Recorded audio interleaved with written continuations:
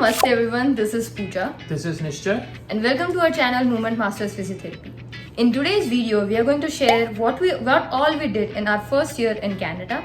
We'll also share some mistakes Some advices. and what else you should keep in mind if you are planning to come to Canada. So let's get started. So Nishay, when did you first come to Canada? So we came to Canada in 2020, in March 2020, before this COVID and lockdown happened, just before the border closes between US and Canada. Yeah. So I do remember that because we moved here, I think if I'm not wrong, it's 17th of March 2020 and they closed the US and Canada borders on 18th of March 2020. So before that, before we came to Canada, we were living in New Jersey and we were working in New York. And then we decided from that point in time that we would apply for permanent residency in Canada. And so Nishay... Yeah, we applied in 2019 and then we got ITA, then we submitted all the documents and fulfill all the whatever the legalities and whatever the details they need, and then we got PR. And we moved, actually we planned in just one day before we are moving. So we planned everything before one day and then we packed everything in my car and then we just drive the car. Yeah, so yeah, the move to Canada was really funny because we were in the Honda or showroom and we were looking at the television that was going on, and they said that they are going to close the boundaries between US and Canada in 1 or 2 days, and Nisha was like, you know what, let's just leave. And I was like, okay, let's leave. So we went home, packed, and next day morning we left for Canada. We already had ITA, we had a COPR, we had everything we needed. But we were planning to move to Canada in May 2020, but we just had to do it in March. But we were really grateful because I guess that's the best thing we did, right? Yeah, that was the best thing that we did, because if we would have been 1 day late, we would have to sort of, wait and go through all the restrictions that were there due to COVID. But we didn't have to face any issues there. But yeah, we were grateful. We had friends back in Jersey and in Canada as well. We had family in Canada, so it was not a big deal for us. So that's how we came to Canada. So Nishay, what all did you plan before sort of coming to Canada? What was your planning beforehand? So I know we are going to go in a new country. So I planned financially, so we would be safe on finances side. We don't have to do job right away. Even though you already cleared your PC and you are resident physio at that point of time. But the thing is, we actually manage our financial condition in that way that we get some sort of income from our clinic in New York or from stock market. From 2-3 sources we were getting money, and we are getting money right now, so that we don't have to work every day to fulfill our month-to-month rent or expenses. Yeah, so what planning we did ahead of time was, as Nishay said, financial planning, and I think that's something that we would advise you all as well to do it. Like, let's say if you're coming to Canada, make sure you have enough financial security at least for 3 months. If you could extend it up to 6 months, that's great, because it's a new country. Canada is not known for a great job market. There are odd jobs out there, but to get the job that you like, you might need some time. So at least have 3 to 6 months of financial security. On average, your monthly expenses could be anywhere between $2,000 to $2,500, including rent and groceries. If you are 2 people. If you're talking about a couple, that's the minimum expense that would happen. And if you're coming to Ontario, the major expense is of course where your renting cost, your boarding cost, like houses in Canada, like renting is very high. So main thing is renting, your groceries, your phone bills, your groceries, your Wi-Fi, and if you have your car insurance. Those are the main things. Yeah, so just keep in mind at least an amount of $2,000, and if you should have like at least $6,000 to $8,000 spare in case you can't find a job right away. So that's first advice that we would give. And other than that, Nishay knew that when he came here, he wanted to work in real estate and in stock market. And even before we moved to Canada, we were sort of planning ahead. So in November 2019, I came from we flew over for a weekend, gave the exam, and I had cleared PC written. So by the time we came here, I was already a resident physiotherapist. So that sort of helped me, because over there back in Jersey, I was this licensed PT running her own clinic, and here in Canada I was brand new. But because I had one license, so I could do something, I could start right away. So that was one good planning on our hand. So Nishay, can you tell us more about the real estate salesperson program?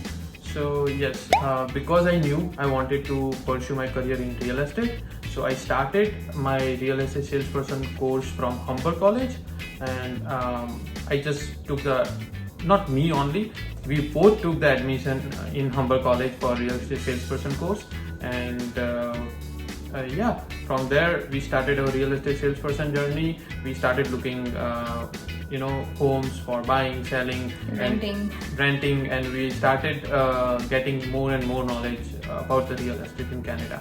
Yeah, so the thing was, when we came in 2020, if you would look at the real estate market at that point in time in Ontario, it was not so great. People wanted to sell their houses, but there was no one who wanted to buy it because COVID was too new. People were not sure.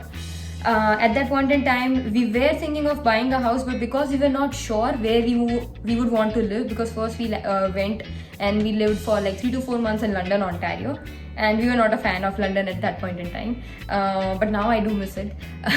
So I was like, no, you know what? Because we lived in a busy place in New Jersey. So I was like, let's go to Mississauga. So we were not sure where we wanted to buy a place. Instead, we rented a house. But our mistake here was that if we would have bought a house at that point in time, we would have got it cheaper, and we would have gotten like more options to select from. Right now, the housing market is crazy in Ontario. So that's the number one mistake that we made. I would not say it as a mistake, because if your money stays in your bank, then it would be your mistake. But if you are investing, if you are getting interest on those money, then your money also grows. So the inflation rate goes, and the mortgage price and the housing price goes more, as well as your money grows. So you don't have to worry that much. But yes, if we were thinking to buying a house, we should hire a good realtor, and we should ask them what areas are good, and we should get some consultation, we should get some knowledge from there, instead of checking everything personally. We should do that, right? Yeah, so I think you're right. Actually, it was not a mistake to not buy a house right away, because we were not sure. And never buy a house when you're not sure. It's because it's a huge investment. But instead of looking for everything and doing the research all by ourselves, it would have been a good idea if we would have spoken to a real estate or a salesperson or a realtor and had their opinion. Then might be it would have been easier on us. Yeah, definitely it would be easier than what we did. Yeah, so what you can take away from this is that if you need something, ask for help, because the top producers always ask for help. Average people would never ask for help. They're like, this is an embarrassing question, I don't know if I should ask or not. But people who are top producers, who do the best in their fields, always ask for help when they feel like they need it. So keep that in mind. So what all did you do as physiotherapist, like in terms of physiotherapy in Canada? Okay, so first of all, I gave my written exam and I cleared it, so I can work as a resident physiotherapist in Canada. And the first thing we did is we incorporated our company. In Canada, we have one company in United States, but we incorporated company in July 2020 in Canada, so we could work for ourselves. We can be, self-employed. Or independent contractor. So I used to work in clinics, but I would work for my own company. So they would be paying my company instead of me directly. So that way it's like, I'm trying to build up my own business. So that's what we did. We also started doing home cares as well.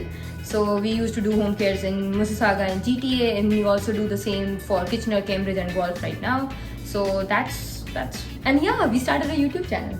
In terms of physiotherapy, we started YouTube channel. That's where we met all of you, and then we thought we should make an Instagram page, and we promoted few things on Instagram page. Then we got a team, and then everything changed. A lot of people are asking us questions on Instagram. So if you want to connect with us, go on our Instagram handle, and you could ask any question over there. Yeah, so follow us if you like our content. We usually share content on physiotherapy, on our lifestyle, and now even on real estate in Canada. So let us know if you have any questions. Put it in the comment section below. Yeah, we also have YouTube channel and Instagram page for real estate. The name is Movement Masters Real Estate, which would be the same. Movement Masters would be the same for both of them.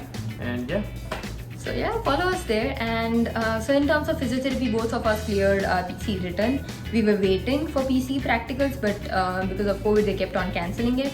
And I think with COVID, one good thing happened for us is that we realized the importance of social media. And that's when we started connecting with people online, and we met some really inspirational people, exceptional people on social media. And we are glad that, this happened for us. And that's why we always would advise you guys as well. If you're planning to go to a new country, be it Canada or US or New Zealand, wherever you want to go, make sure you have a good social presence and try to build a community wherever you're planning to work, so that whenever you are in doubt, you have someone to sort of, reach out to. Again, ask for help. Ask for help when you need it. And yeah, that's physiotherapy for us. Now I'm going to give practicals. And we are also planning to open up a clinic next year. By the end of this year, we will be opening sort of a real estate business, and then next year we'll do physiotherapy. Next month we are going to open a business in real estate. We are going to start consulting people. So if you have any questions in real estate, renting, buying, selling, anything, contact us. Alright, Pooja, so what advice you want to give to them? So I already said whatever I wanted to. So I'll just go through the points. The first thing is, please make sure that you're financially secure. If you're coming as permanent residents, as students it's a different scenario, but if you're coming to Canada as permanent residents, make sure that you have some sort of financial security, so that you can have a smooth transition, you can enjoy instead of stressing yourself out. So, and the other thing is, have a social circle. Talk to people, be active on Facebook. Whenever you have, like, let's say you need some help regarding your mobile phone, your SIM card or your insurance, just put your requirements on any Facebook group, and people would contact or connect with you. So that way you'll have sort of a community that can help you with your necessary day-to-day needs like insurance and Wi-Fi and stuff like that. What would you say, Nishant? So as you said, make your group, make your friend circle. As I wanted to give you an example, right now I am in like 3 or 4 WhatsApp groups where I can ask anything about Canada. I can there are groups for investing, so where we were talking about investing in stock market, investing in real estate, investing in so many other stuff. So we could get help from there about investment ideas. We have groups for daily questions, like if you wanted to buy a printer, you can just tell, you can ask the question there, like which kind of printer I should buy or something like that. So if you are a student or if you are a permanent resident, if you make a group of people who can help you, because everyone has their own experiences, so they have good and bad both experiences, so you could get those kind of knowledge you can learn from their experiences. And that's the reason why we also started our YouTube channel as well. It's just that so that you can learn from experiences. It's not like because I did this in this way, that's the only way. My way is not the correct way, but this is what I did, and you can learn from it, and you can choose your own field or your own path. And yeah, that's pretty much from it. And yes, never come under peer pressure.